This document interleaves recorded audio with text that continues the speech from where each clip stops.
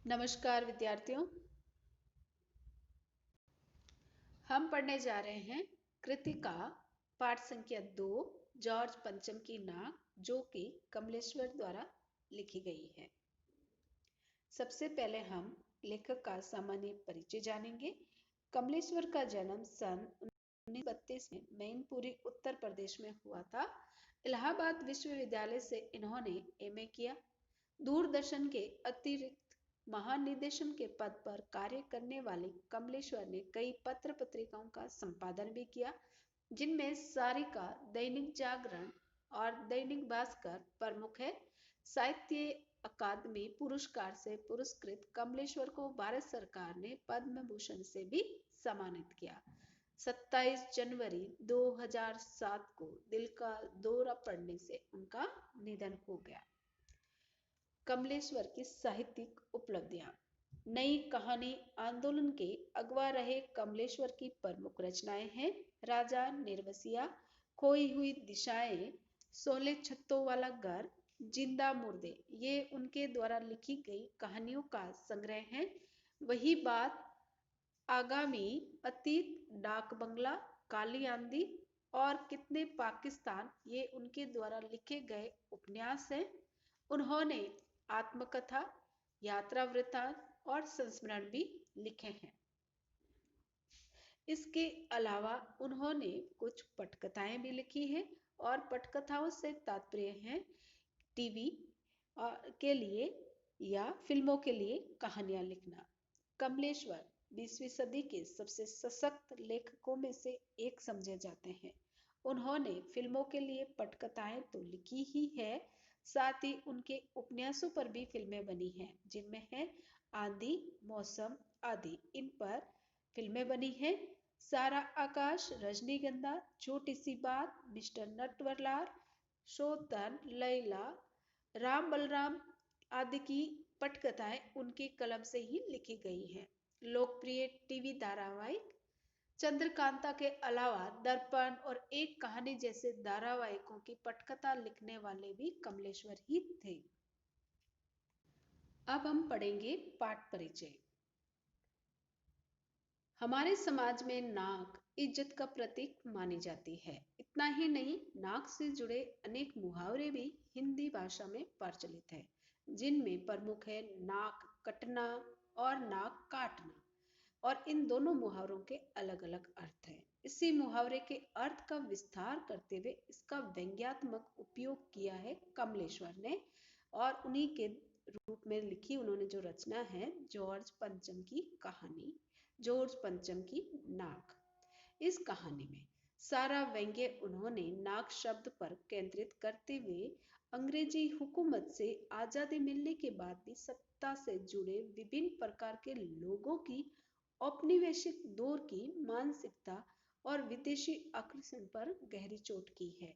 यानी जॉर्ज पंचम की नाक जो अध्याय है, इसके अंतर्गत लेखक ने व्यंग्यात्मक भारतीय की मानसिकता को स्पष्ट किया है, क्योंकि नाक जो इज्जत के रूप में मानी गई है और वो नाक आज किस रूप में हम ले रहे हैं, इसको यहाँ समझाया है। क्योंकि 200 वर्षों की गुलामी के उपरांत भी आज अगर विदेशी लोगों के प्रति भारतीयों का जो मोह है वह नहीं खत्म हो रहा है। इसी बात को इन्होंने इस कहानी के माध्यम से व्यंग्यात्मक तरीके से समझाया है, क्योंकि उन्होंने अपने कथ्य में सफल ये कहानी पत्रकारिता की सार्थकता को भी रेखांकित करती है। यानी कथ्य यानी कहानी के जो कहने का तरीका है वो बहुत सफल रहा है, और इसलिए इसके माध्यम से हमारे एक ऐसा व्यवसाय है जिस पर प्रश्न चिन्ह भी लगाया गया है, और वो व्यवसाय है पत्रकारिता। पत्रकारिता आज के समय में व्यवसायिक हो चुकी है। वह व्यवसाय अपने फायदे के लिए कुछ भी करने के लिए तैयार है। अगर उनका फायदा जिस रूप में मिल रहा है उसको वो हाईलाइट करके किसी भी रूप में उसके बारे में बड़ा चढ़ा के बातें कर सकते हैं। और जहां अगर सच्चाई की बातें हैं लेकिन उस सच्चाई से उनके पत्र को कोई भी फायदा नहीं होने वाला है, तो वो पत्रकारिता उसमें उदासीन रहती है। इसी बात को भी यहाँ रेखांकित किया गया है। साथ ही व्यवसायिक पत्रकारिता के विरुद्ध भी खड़ी दिखाई देती है। यानी आज के समय में जो व्यवसाय के रूप में पत्रकारिता का काम चल रहा है, इसके विरुद्ध भी ये हमारी कहानी है वह खड़ी दिखाई देती है। क्योंकि आज आप हकीकत की बात जो भी कहेगा वह कहीं ना कहीं आपकी बुराई के साथ ही वो तैयार होती है और उस बुराई को कोई सहजता से स्वीकार नहीं कर पाता है। इसलिए ये कहानी समाज के बहुत सारी पोले खोलती हुई दिखाई देती है। कथाकार के साथ साथ कमलेश्वर का सफल पत्रकार का रूप भी यहाँ देखा जा सकता है। और इस कहानी के माध्यम से कमलेश्वर ने अपने जीवन का हकीकत वाला रूप भी दर्शाया, क्योंकि वे स्वयं एक पत्रकार रहे हैं और पत्रकार को किन किन परिस्थितियों में झुकना पड़ सकता है, इन सारी बातों का लेखा जोखा व्यंग्यात्मक तरीके से जॉर्ज पंचम पंचम की नाक में दर्शाया है।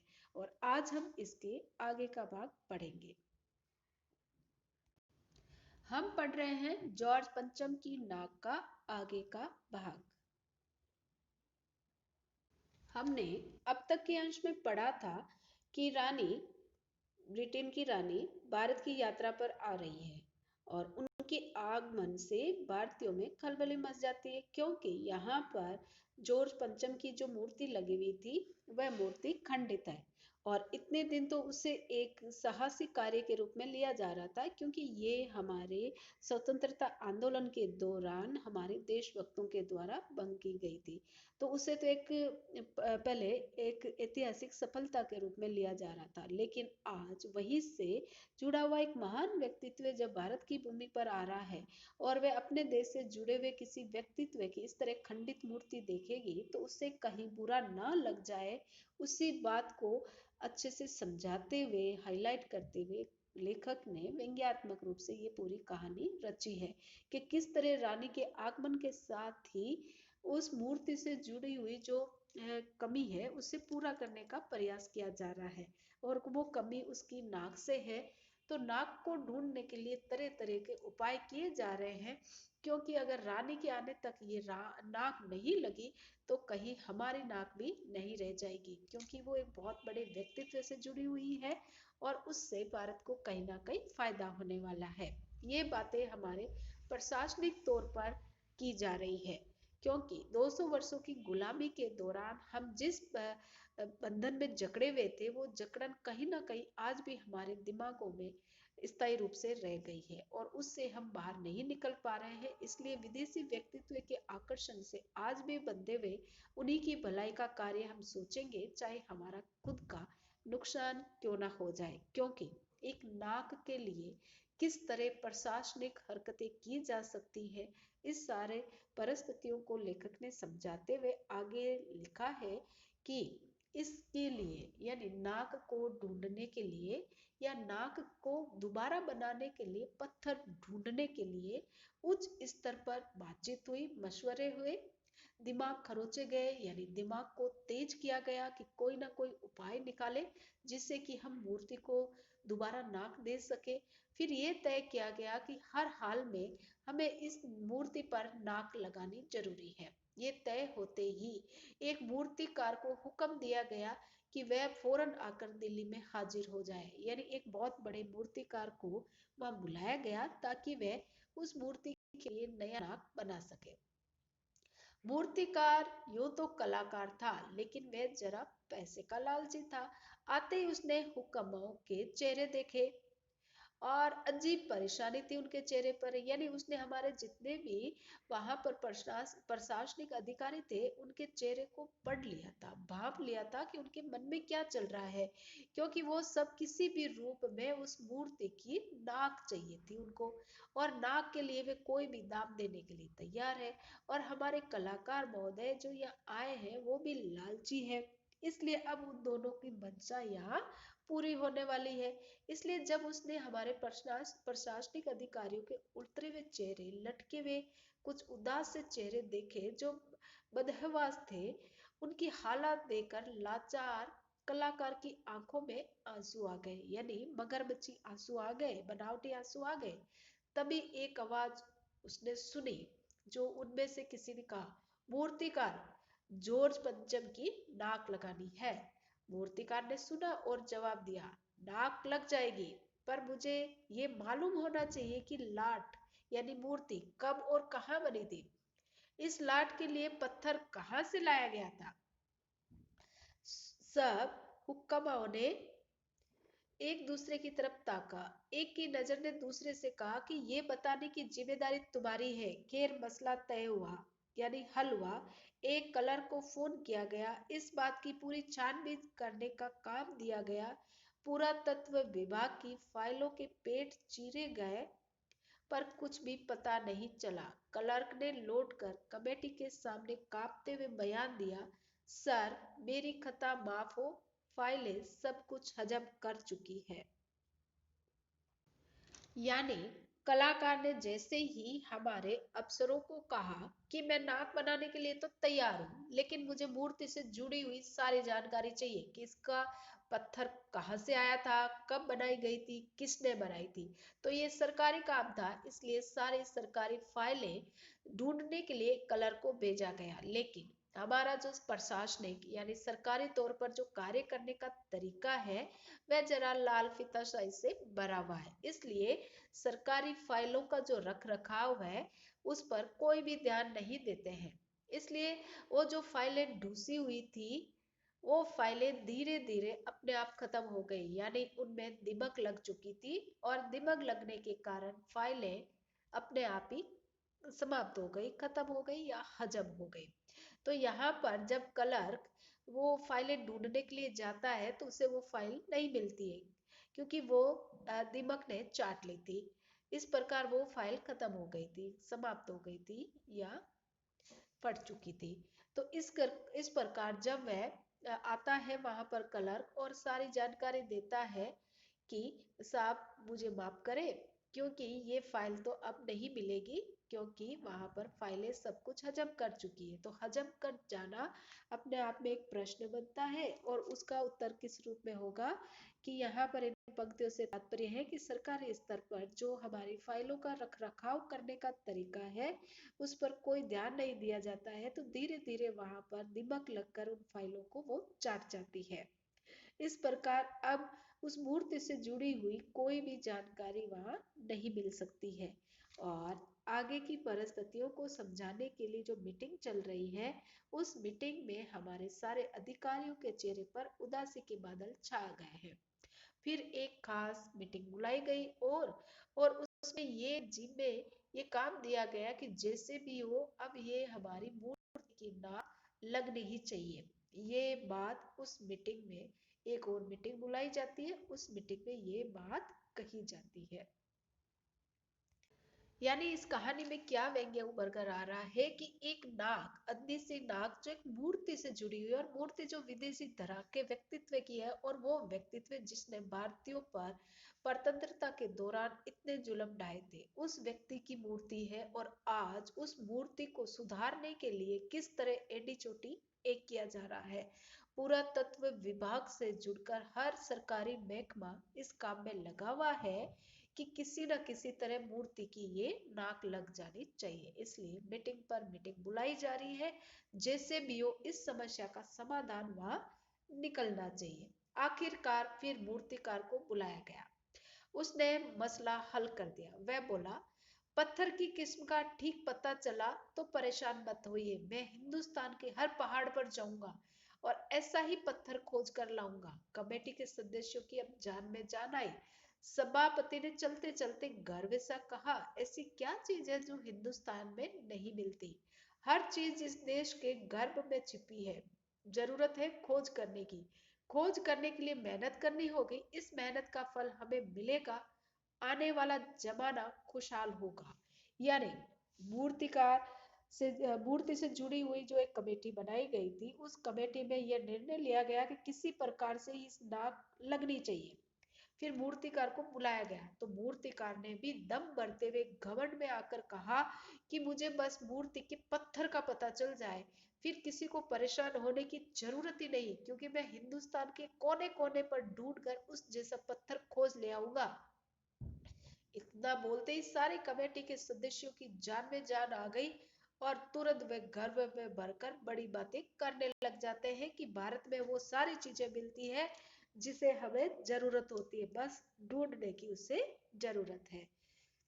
अब ये छोटा सा भाषण तुरंत अखबारों में भी प्रकाशित कर दिया गया है, क्योंकि इससे सरकारी स्तर पर उन अफसरों की वाहवाही जो होने वाली थी, साथ ही अखबार भी अपने आप को ज्यादा ही प्रसिद्ध कर रहा था। इस कारण ये छोटा सा अनावश्यक होते हुए भी ये भाषण अखबार में प्रकाशित किया गया। फिर मूर्तिकार हिंदुस्तान के पहाड़ी प्रदेशों और पत्थरों की खानों के दौरे पर निकल पड़ा। कुछ दिन बाद वह निराश होकर लौटा और उसके चेहरे पर लानत बरस रही थी, बेचारगी बरस रही थी। उसने सिर लटकाकर खबर दी, हिंदुस्तान का चप्पा चप्पा खोज डाला, पर इस किस्म का पत्थर कहीं नहीं मिला। ये पत्थर विदेशी है। अब इन पंक्तियों में भी एक व्यंग्य है कि हिंदुस्तान का चप्पा चप्पा खोजने पर भी एक विदेशी तरह से जुड़ा हुआ पत्थर भी यह नहीं मिलता है। यानी यह कहना क्या चाहता है कि हिंदुस्तान शुरू से ही आत्मनिर्भर देश रहा है। यहाँ पर वह परिस्थितियां प्रचुर मात्रा में उपलब्ध है जिससे कि इस देश का भला होता है। इस तरह से जुड़े व्यक्तित्व की मजबूती है, वो सारी परिस्थितियां यहाँ प्रचुर मात्रा में है, लेकिन विदेशी तरह जो यहाँ से नोच खसोट कर अपनी चीजें लेकर गई है, उनका कोई भी एक तिनका भी इस तरह पर नहीं मिल सकता है। ये बात यहाँ लेखक समझाना चाहते हैं। फिर सभापति गुस्से में आ जाते हैं, कहते हैं, लानत है आपकी अक्ल पर, विदेशों की सारी चीजें हम चुन चुके हैं, यानी हम अपना चुके हैं, दिल भी, दिमाग भी, उनके रहन सहन भी, तौर तरीके भी। जब हिंदुस्तान में बाल डांस तक मिल जाता है तो पत्थर क्यों नहीं मिलता है? यानी यहाँ प्रशासनिक तौर पर कौन सी बात की जा रही है कि हम खुद करने की बजाय हम विदेशी धरा की तरफ ताकते रहते हैं और उन लोगों के जैसे बनने के उपाय दिन रात करते रहते हैं। इसलिए हमने कोई भी ऐसा काम नहीं छोड़ा है जो विदेशी धरा से कम हो। तो फिर क्या हम पत्थर यहाँ पर नहीं ढूंढ सकते? मूर्तिकार चुप खड़ा था। सहसा उसकी आंखों में एक चमक आ गई। उसने कहा, एक बात मैं कहना चाहूंगा, लेकिन इस शर्त पर कि ये बात अखबार वालों तक नहीं पहुंचनी चाहिए। अब उसने कुछ ऐसी बात वहां बतानी चाहिए इस शर्त के साथ कि ये बात अखबार में नहीं जानी चाहिए, क्योंकि अखबार में गई तो उनकी असलियत है, जो सरकारी लोगों की असलियत है, वो जनता के सामने चली जाएगी और जनता नाराज होकर शायद विद्रोह भी कर सकती है। इसलिए उसने कहा कि मैं जो बात आपको कहना चाह रहा हूँ वह अखबार वालों तक नहीं जानी चाहिए। सभापति की आंखों में तुरंत दोबारा चमक आ गई और चपरासी को हुक्म दिया और कहा, कमरे के सारे दरवाजे और खिड़की बंद कर दो। तब मूर्तिकार ने धीरे से कहा, देश में अपने नेताओं की मूर्तियां हैं, अगर इजाजत हो या आप लोगों को ठीक लगे तो मेरा मतलब है कि जिसकी नाक भी इस मूर्ति पर ठीक लगेगी उसकी उतार लाए। यानी मूर्तिकार ने कौन सी बात कही कि हमारे देश में सैकड़ों मूर्तियां लगी हुई है महान नेताओं की, तो अगर आप लोगों की आज्ञा हो तो उसमें से किसी भी एक मूर्ति का नाक जो इस मूर्ति से मिलता है उसका उतार कर इस मूर्ति पर हम लगा सकते हैं। इससे हमारी बात भी रह जाएगी और हमारी इज्जत भी बच जाएगी। उसने सबकी तरफ देखा, सबकी आंखों में कुछ क्षण के लिए बदहवासी थी, उसके बाद खुशी तैरने लगी और सभापति ने धीमे से कहा, काम करो लेकिन होशियारी से। यानी प्रशासनिक अधिकारी या किसी भी हद तक नीचे गिरकर अपने कार्य को अंजाम देना चाहते हैं। इसलिए उसने मूर्तिकार की उस अनावश्यक बात में का भी समर्थन करते हुए कहा कि हाँ, थोड़ी देर तो वो घबराता है, फिर कहता है खुशी के साथ कि हाँ, ये कार्य तुम कर सकते हो, लेकिन जरा सावधानी के साथ करना, किसी को भनक नहीं लगने। देश के दौरे पर निकल गया। जॉर्ज पंचम की खोई हुई नाक का उसने नाप भी ले लिया था। दिल्ली से वे मुंबई पहुंचा। दादा भाई नारोजी, गोखले, तिलक, शिवाजी, काउस जी, जहांगीर, सबकी नाकें उसने टटोली, नापा। फिर वह गुजरात की ओर भागा। वहां पर उसने गांधी जी, सरदार पटेल, विठल भाई पटेल, महादेव देसाई की मूर्तियों को भी देखा। वहां उसे कुछ नहीं मिला तो बंगाल की तरफ चला। जहां गुरुदेव रविंद्रनाथ ठाकुर, सुभाष चंद्र बोस, राजा राम मोहन राय आदि की मूर्तियों को भी खंगाला। उनकी नाक का भी नाप और जोखा उसने करा, लेकिन उसकी दाल वहां नहीं गली तो बिहार की तरफ दौड़ा चला गया। बिहार होता हुआ फिर वह उत्तर प्रदेश की ओर गया। वहां पर चंद्रशेखर आजाद, बिस्मिल, मोतीलाल नेहरू, मदन मोहन मालवीय की मूर्तियों के पास भी वह गया। उनकी नाक को भी देखा। घबराहट इतनी बढ़ गई कि अंत में उसे मद्रास भी पहुंचना पड़ा, जहां पर सत्य मूर्ति को भी देखा। मैसूर, केरल, सभी प्रदेशों का दौरा करता हुआ पंजाब पहुंचा। वहां लाला लाजपत राय और भगत सिंह की मूर्तियों से भी सामना हुआ, लेकिन उसे कहीं पर भी अपने मन मुताबिक काम नहीं हुआ। तो आखिरकार उसे दिल्ली आना पड़ा और अपनी मुश्किल को उसने इस प्रकार बताया। पूरे हिंदुस्तान की परिक्रमा यानी चक्कर लगाकर आ गया हूँ। सब जगह की मैंने एक एक मूर्तियों को देख लिया है, सबकी नाकों का भी नाप ले लिया है, पर अफसोस वह सब नाक जॉर्ज पंचम की इस नाक से तो बड़ी निकली। अब इस पंक्ति में भी बहुत बड़ा व्यंग्य है कि उन सब मूर्तियों की नाक जॉर्ज पंचम की नाक से तो बड़ी है, इसलिए वो नाक इनसे मिल नहीं सकती है। और बड़ी होने से तात्पर्य क्या है कि हम भारतीय नेताओं के जो कर्म है वो बहुत महान है, और उन महान व्यक्तित्व से इस अदनी सी मूर्ति की कोई तुलना नहीं हो सकती है। इसलिए वह महान व्यक्तित्व की जो मूर्तियां हैं उनकी नाक इस मूर्ति पर फिट नहीं हो सकती है। ये सुनकर वहां पर वापस निराशा छा गई, लोग जुझलाने लगे। मूर्तिकार ने फिर ढांढस बंधाया यानी धीरज बंधाया और धीरे से अपनी बात आगे बताई और कहा, सुना है बिहार सेक्रेटेरिएट के सामने सन 1942 में हमारे कुछ बच्चे शहीद हो गए थे, जिनकी मूर्तियां लगी हैं। अगर आपको सही लगे तो उन बच्चों की नाक को भी हम एक बार टटोल ले, क्या पता वो सही बैठ जाए। ये सोचकर वहां भी मैं गया, लेकिन बच्चों की नाकें भी इससे बड़ी बैठी है। अब बताइए मैं क्या करूं।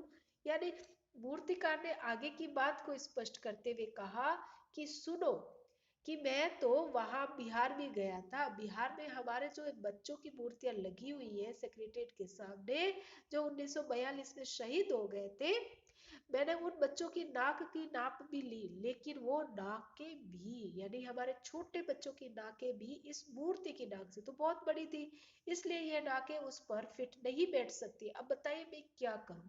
तो इसमें भी एक प्रश्न है, वो क्या है कि भारतीय छोटे बच्चे, उनके भी कर्म इतने महान है कि वह अंधने से इस बाहरी व्यक्तित्व से मेल नहीं करते। उनके कर्म महान है, कार्य महान है और उनका त्याग महान है, इसलिए वो इस मूर्ति पर भी उनकी नाक फिट नहीं हो रही है।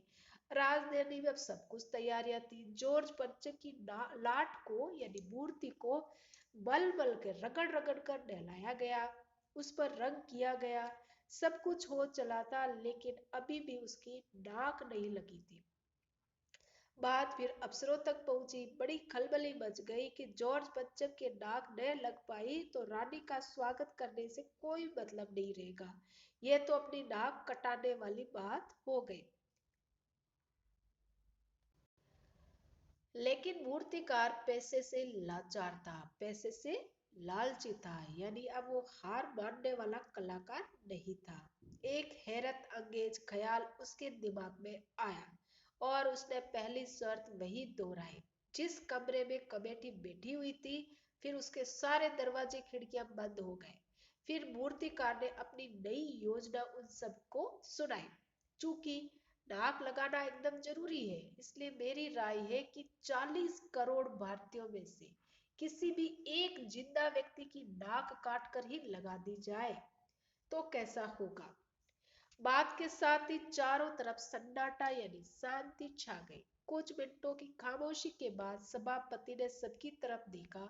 सबको परेशान देखकर मूर्तिकार कुछ अचकचाया और धीरे से बोला, आप लोग क्यों घबराते हो? ये काम मेरे ऊपर छोड़ दीजिए, नाक चुनना मेरा काम है, आपकी सिर्फ इजाजत चाहिए। कानाफूसी हुई और मूर्तिकार को इजाजत दे दी गई।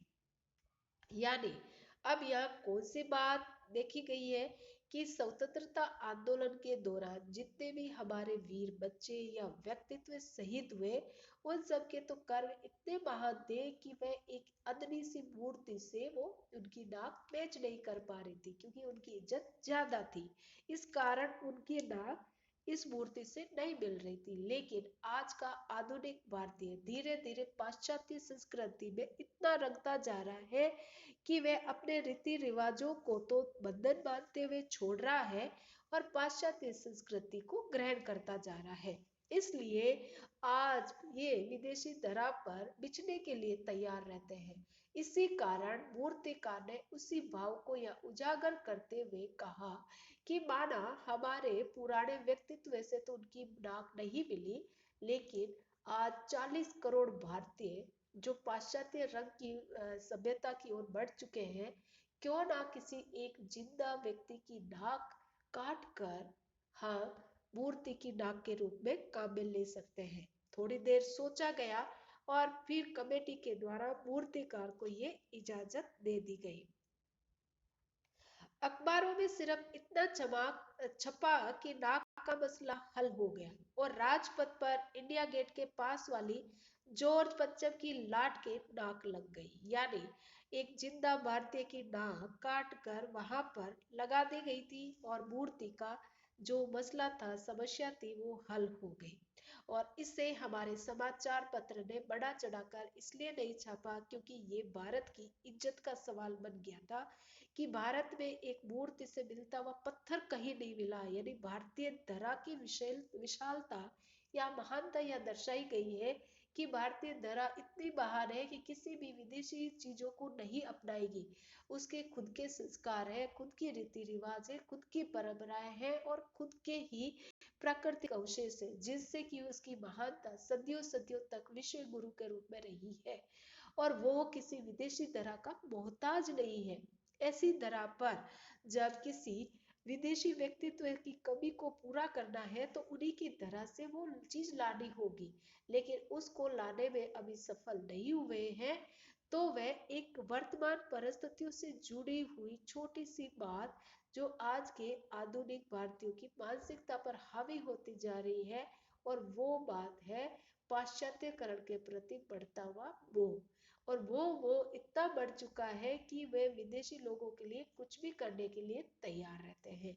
इसलिए उस समय के किसी भी व्यक्ति की नाक जॉर्ज पंचम की नाक से नहीं मिलती है, लेकिन आधुनिक लोगों की नाक उस मूर्ति से जरूर मिल रही थी। इसलिए एक जिंदा व्यक्ति की नाक को काटा गया और मूर्ति पर लगा दिया गया, और इस बात को अपनी इज्जत बचाने के तौर पर अखबार वालों ने बड़ा चढ़ाकर पेश नहीं किया, बल्कि इतना ही बताया कि मूर्ति के नाक की समस्या हल हो गई है।